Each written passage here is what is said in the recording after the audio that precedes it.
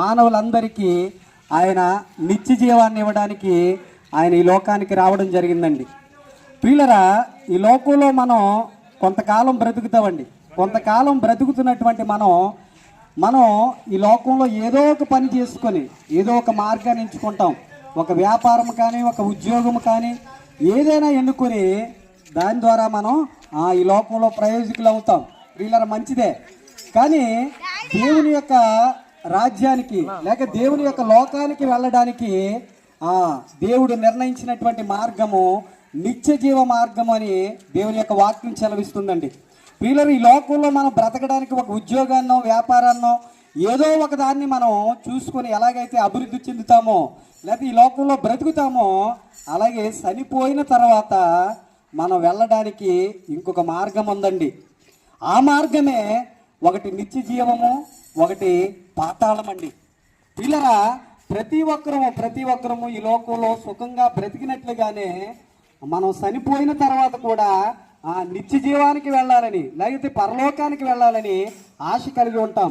అందుకనే చూడండి, మన వృద్ధులు అంటే వృద్ధాప్యం వచ్చేసరికి, ముసలివారు అయ్యేసరికి ఏదో ఒక నీతి క్రియను చేసి లేకపోతే ఏదో ఒక దానాన్ని చేసి మనం నిత్య జీవానికి వెళ్ళాలి లేకపోతే స్వర్గానికి వెళ్ళాలని ఒక ఆశ కలిగి ఉంటాం.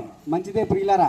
కానీ మానవుల యొక్క పాపములకు విమోచన కలగందే, విమోచన లేనిదే పరలోకానికి వెళ్ళలేరు, నిత్య జీవానికి వెళ్ళలేరని దేవుని యొక్క వాక్యం చెబుతుంది. ప్రియులారా, ఆ నిత్య జీవానికి వెళ్ళాలంటే మనిషికి పాపము నుంచి విముక్తి కలగాలి. పాపము నుంచి విముక్తి కలగాలి. ఏంటి పాపము నుంచి విముక్తి కలగడం ఏంటండి? మేము బ్రతికినంతసేపు చక్కగా దానాలు చేస్తున్నాం, నీతి పనులు చేస్తున్నాం, ఎవరికైనా సహాయం చేస్తున్నాం, అవే కదండి నీతి పనులు అనుకుంటాం. ప్రియులరా, మంచిదే. అది మనుషులను చూసి చేయొచ్చు, లేకపోతే నీ పేరు ప్రతిష్టల గురించి చేయొచ్చు. కానీ దేవుడు ఏమంటున్నాడంటే, దానం చేసినా ఏం చేసినా ఆ దానము స్వీకరించబడాలంటే దేవుడు హృదయాన్ని చూస్తాడని దేవుని యొక్క వాక్యం చెప్తుందండి.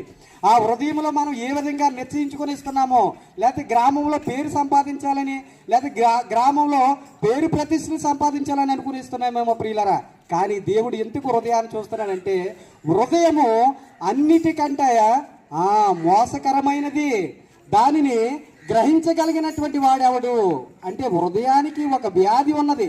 పిల్లలు, మన యొక్క అవయవాలకి ఎలాగైతే వ్యాధులు వస్తున్నాయో, ముక్కుకొక డాక్టరు, చెవుకొక డాక్టరు, లేకపోతే గుండుకొక డాక్టర్ ఎలాగైతే ఉన్నాడో, హృదయము ఘోరమైనటువంటి వ్యాధి కలదని దేవుని యొక్క వాక్యం చెప్తుంది. ఆ ఘోరమైనటువంటి వ్యాధిని తగ్గించడానికే